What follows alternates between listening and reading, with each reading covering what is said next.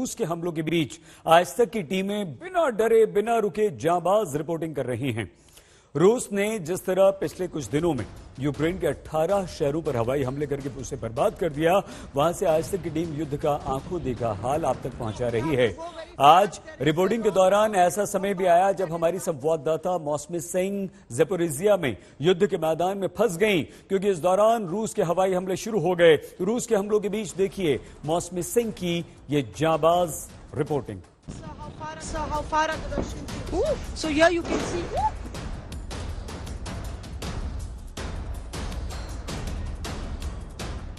Now attack. How far are the Russian troops? Can you ask how far are the Russian troops? So here you can see that the attack is happening. We will have to move and the Russian troops are very close. यहाँ से बहुत करीब है और हम लोग को यहाँ से निकलना पड़ेगा। हमारे कैमरा पर्सन परमिंदर शर्मा लगातार ये रिपोर्टिंग आपको दिखा रहे हैं और हम लोग के लिए यहाँ पे रहना खतरे से अब खाली नहीं है, इसलिए हम लोग यहाँ पे बहुत करीबी से आप देख रहे हैं कि किस तरह से यहाँ पे लोगों को रास्ता बता रहे हैं। यहाँ पे निकोलाई जैसे बहादुर अफसर हैं जो लगातार जमीन पर लड़ रहे हैं, उनको मालूम है कि ये हकीकत दिखाना भी बेहद जरूरी है। स्लावा यूक्रेना। तो यहाँ पे आप देखिए कि किस तरह से हम लोग को लगातार मिसाइल्स के हमले की आवाज आ रही है और बहुत करीब गिर रहे हैं, इसलिए यहाँ से बाहर निकलना जरूरी है। We have to go very fast. There is a lot of bombardment that is happening. Plumes of smoke, bombardments, missile attacks is what we see in this in the backdrop. Continuously, you can see that there are missiles, bombardments in that Orhov village, which is full of civilians.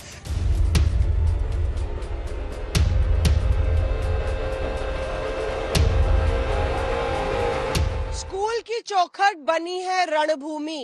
ये school का एक फाटक है जहां से बच्चे रोज school जाते थे और जहां हम खड़े हैं ये जो गड्ढा है ये यहाँ पे बम गिरा। 12 घंटे नहीं हुए बम गिरे हुए, जहां से आपको हम ये तस्वीरें दिखा रहे हैं और किस तरह से देखिए आप पूरी लोहे की सरिया इस तरह से पूरी टूट गई है। ये वो स्कूल है जहां पे लगातार शेलिंग हो रही है और टाउन में और पूरी शीशे टूटे हुए हैं।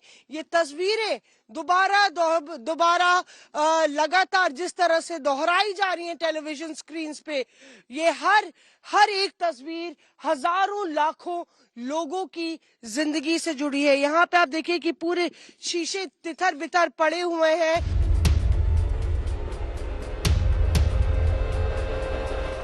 बड़े चाव से विक्टर ये दरवाजा खोलते थे और अपने मेहमानों को ड्राइंग रूम में लेकर आते थे, लेकिन अब इनके ड्राइंग रूम का हाल ऐसा हो गया है कि किसी को लाने लायक नहीं रहा। और क्योंकि युद्ध छिड़ा है इसलिए ऐसा गदर इनके घर पर टूटा कि अब कुछ इस तरह से अपनी जिंदगी को ये बटोर रहे हैं। आप देखिए कि किस तरह से घर छोड़ के जा नहीं सकते और कैसे एक तरीके से रह के मर रहे हैं विक्टर। यहाँ पे पूरा घर जो है आपका तबाह हो गया, मिसाइल गिरी थी यहाँ पे और ये ड्राइंग रूम की तस्वीर है। यहाँ से आप आइए भीतर तो सारा घर इस कमरे में समेट रखा है उन्होंने। कहते हैं आज त्योहार है, बहुत कुछ ये साफ करना चाहते थे पर उम्र ऐसी है, उम्र 75 साल है और क्योंकि पूरा घर ढह गया इसलिए इस कमरे में ये किचन है जो उनका घर भी उनका बिस्तर भी बन गया है, उनका बेडरूम है, उनका ड्राइंग रूम है, उनका किचन है। और ईस्टर का दिन है, यहाँ पे उन्होंने कुछ खाना बनाने की कोशिश की है। कह रहे थे कि आज त्योहार है, मैंने प्रार्थना की, कोशिश की कि कुछ डबल रोटी और मैं चाय बनाऊं, मैं साफ करने की कोशिश करता हूं, पर कितना साफ करूं। और घर के बाहर की आपको तस्वीर दिखाएं तो यहाँ पे किस तरह से एक मिसाइल ने कहर ढाया है, जिससे पूरी दहशत फैली हुई है। उनके पूरे कपड़े गंदे हैं, साइकिल एक है, उससे किसी तरह से जाके जो भी राहत की सामग्री होती है वो लेके आते हैं। और ये आप देखिए कि ये उनका घर है, जो कि यहाँ पे मिसाइल गिरने से बिल्कुल आगे से टूट सा गया है। और यहाँ पे अब ऐसे हालत हो गई है कि सामने से बिल्कुल जो है घर खुला हुआ है। और जाहिर तौर पे विक्टर, इतनी सर्दी भी हो रही है, बारिश भी होती है, पर उनके पास कोई आसरा और कोई राहत नहीं। ऊपर से ये खौफ है कि कब रूसी सेना आके अपना आतंक इस गांव में फैलाएगी। इसके बावजूद भी यहाँ के गांववासी घर छोड़ के जाने को तैयार नहीं है।